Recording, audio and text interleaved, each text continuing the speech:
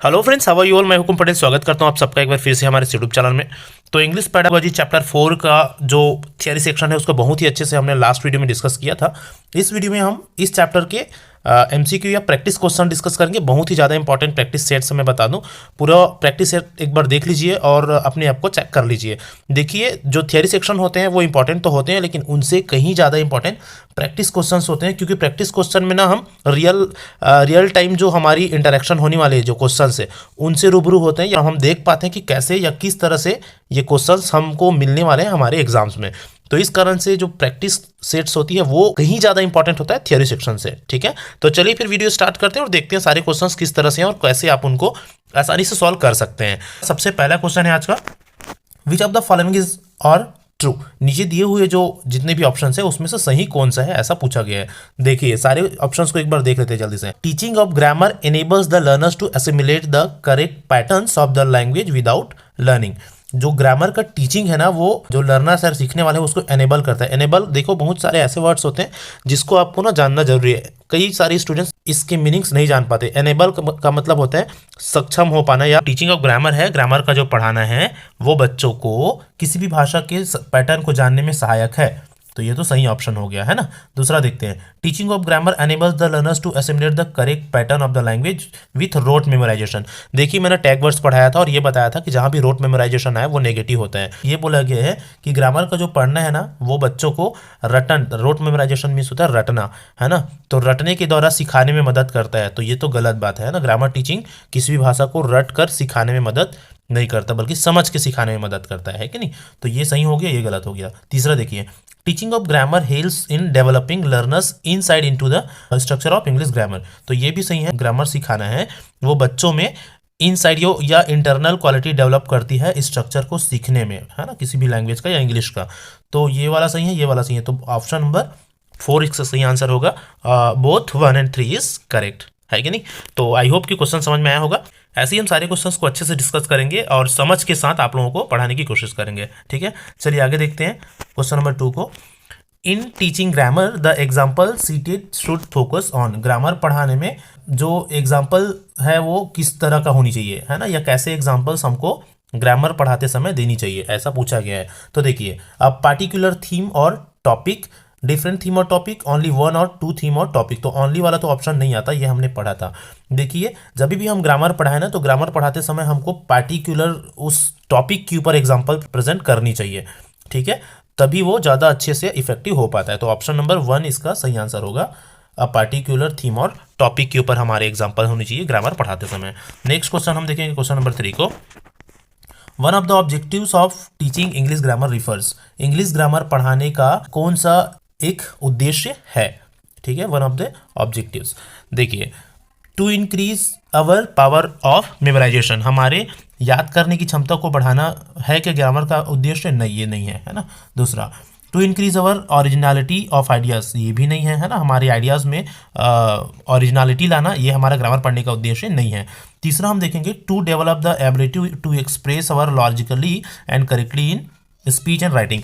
बोलने में और लिखने में हमारे जो विचार है, हमारी आइडियाज़ है, उसको लॉजिक के साथ अच्छे से अभिव्यक्त कर पाना ही ग्रामर पढ़ने का उद्देश्य है ना। तो ऑप्शन नंबर 3 इसका सही आंसर होगा। क्वेश्चन नंबर 4 है, grammar's relevance in learning language can not be denied as. Grammar की जो संबंध है किसमें, भाषा सीखने में, वो निम्न में से किस चीज़ में उसको डिनाई नहीं किया जा सकता है, हम उसको मना नहीं किया जा सकता, है ना। तो देखिए कौन कौन से ऐसे लाइन है जिसका ग्रामर से संबंध होता है ना। Grammar is essential to proceed from concrete to abstract. Grammar जरूरी है किस चीज़ के लिए, मूर्त से अमूर्त चीज़ों को सीखने के लिए, है कि नहीं। तो ये तो क्या हो गया, सही है। Without grammar accurate writing can not be happen. बिना ग्रामर के सही राइटिंग या एक्यूरेट मतलब शुद्धता के साथ शुद्ध राइटिंग नहीं हो सकता, सही बात है। Grammar helps in developing many mental abilities, ये भी सही है ना। तो ऑल ऑफ अबोव आप इसका सही आंसर हो जाएगा कि ऊपर जो तीनों चीज़ें हैं ना वो ग्रामर के साथ रिलेवेंस है या उसका संबंध है और उसको मना नहीं किया जा सकता। ठीक है, नंबर 4, क्वेश्चन 4 का आंसर हो जाएगा ऑप्शन नंबर 4। नेक्स्ट क्वेश्चन हम देखेंगे, to make grammar teaching effective. Grammar teaching को इफेक्टिव या प्रभावशाली बनाने के लिए क्या किया जाना चाहिए। देखिए, the material should not be taken from learners text book. जो मटेरियल है वो कहाँ से नहीं लेना चाहिए, लर्नर्स के टेक्स्ट बुक से नहीं लेना चाहिए बोला जा रहा है, जो कि गलत बात है। हमको एग्जांपल्स और ये भी जो भी चीज़ें हैं ग्रामर पढ़ाने की उसको टेक्स्ट बुक से लेनी चाहिए एक्चुअल में, ठीक है। मतलब टेक्स्ट बुक से जोड़कर ग्रामर पढ़ाने पर जोर दिया जा रहा है अभी के समय में, ठीक है। अगला ऑप्शन है more attention should be paid to vocabulary enrichment, ज़्यादा अटेंशन वोकेबलरी एनरिचमेंट में पे करना चाहिए, ऐसा नहीं है ना। अगला देखते हैं grammar teaching should be done with lots of practice and exercises, ये सही है। ग्रामर का जो टीचिंग है ना उसको बहुत सारे प्रैक्टिस और एक्सरसाइज के माध्यम से कराएं, वो सबसे ज़्यादा इफेक्टिव होगा। तो ये हमारा ऑप्शन नंबर 3 इसका सही आंसर हो जाएगा।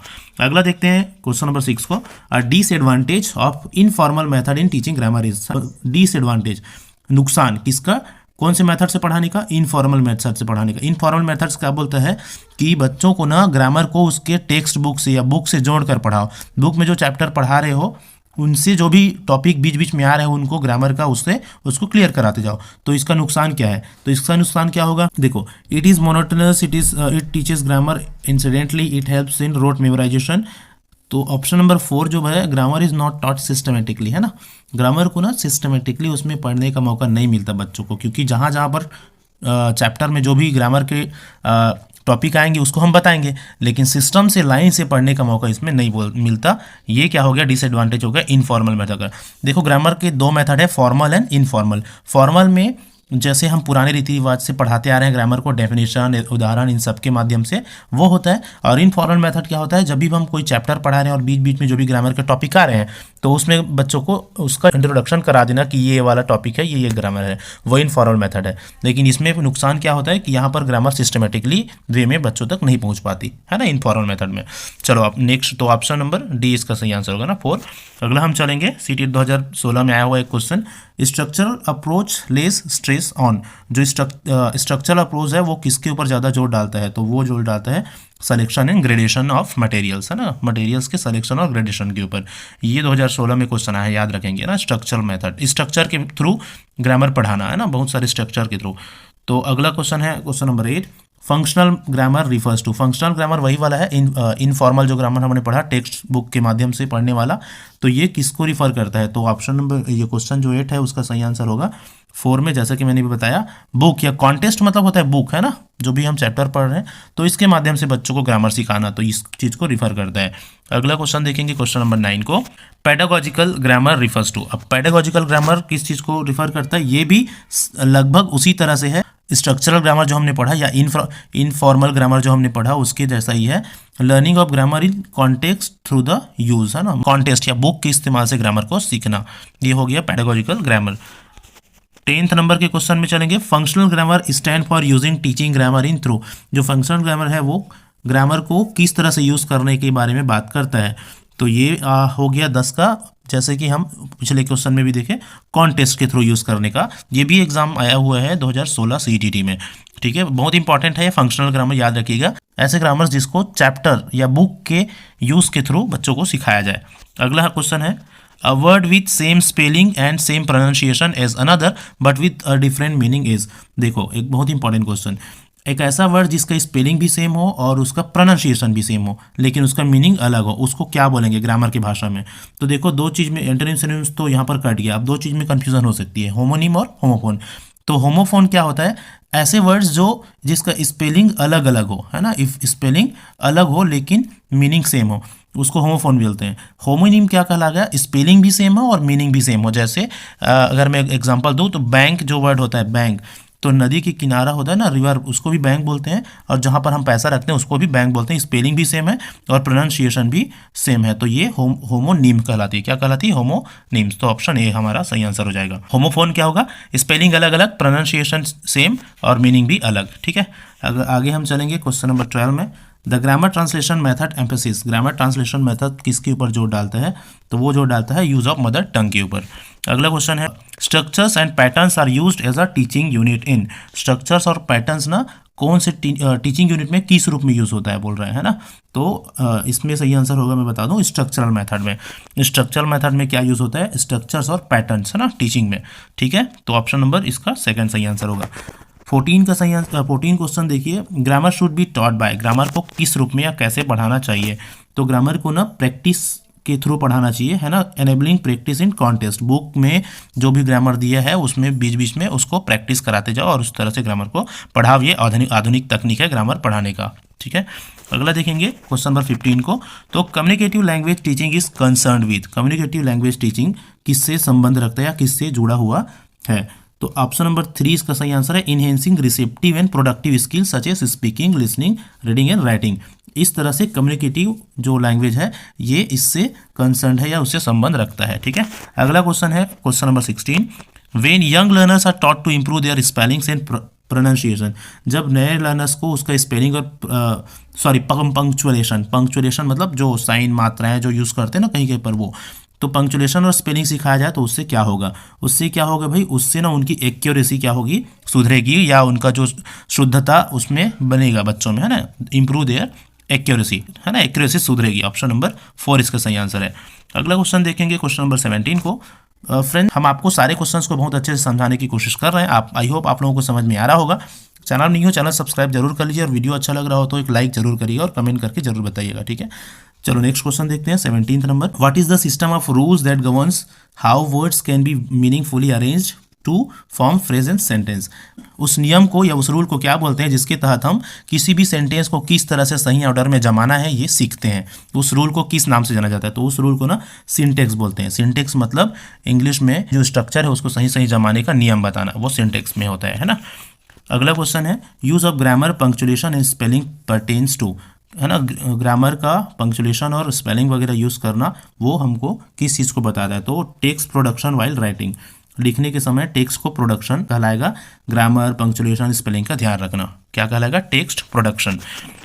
अगला क्वेश्चन है question number 19, in the community class, community class मतलब बोल कर सीखने वाली क्लास, है ना, कम्युनिकेशन वाली क्लास में learners acquire the grammar of second language, second language का ग्रामर एक्वायर करता है या प्राप्त करता है सीखने वाले या जो बच्चे होते हैं वो, तो वो क्या कहलाएगा, understanding how to make meanings and become more proficient in speaking and writing, है ना। सेकेंड ऑप्शन इसका सही हो जाएगा। बच्चे ये समझ कर उसको एक्वायर करते हैं कि जो मीनिंग है उसको कैसे यूज़ करेंगे और उसका फ़ायदा क्या होगा, या किस तरह से वो उसमें दक्ष होंगे, है ना, ठीक है, स्पीकिंग और राइटिंग में। अगला क्वेश्चन देखेंगे 20 नंबर का क्वेश्चन, लास्ट क्वेश्चन है और इसके और भी प्रैक्टिस सेट्स हम डिस्कस करेंगे आगे की वीडियोज़ में, ठीक है। In the case of vocabulary use grammar provides a pathway to learners, vocabulary का यूज़ करना ग्रामर और ये सब चीज़ें लर्नर्स को क्या प्रोवाइड करता है, तो combine lexical items into oral meaningful and communicative expression, ठीक है। लेक्सिकल मीन्स क्या होता है, शाब्दिक आइटम्स प्रोवाइड कराता है, वोकेबलरी और ग्रामर इन सब चीज़ों का यूज़ करना सीखना, ठीक है। तो इस तरह से कुल 20 क्वेश्चन हमारे चैप्टर नंबर 4 इंग्लिश पेडागोजी के से। आई होप कि सारे क्वेश्चन आपको अच्छे लगे होंगे। तो इस वीडियो में इतना ही, अगले वीडियो में हम और भी प्रैक्टिस से डिस्कस करेंगे। चैनल में बने रहिए, आपको बहुत सारी अच्छी और इन्फॉर्मेटिव चीज़ें हम आपके एग्जाम्स के लिए ला रहे हैं।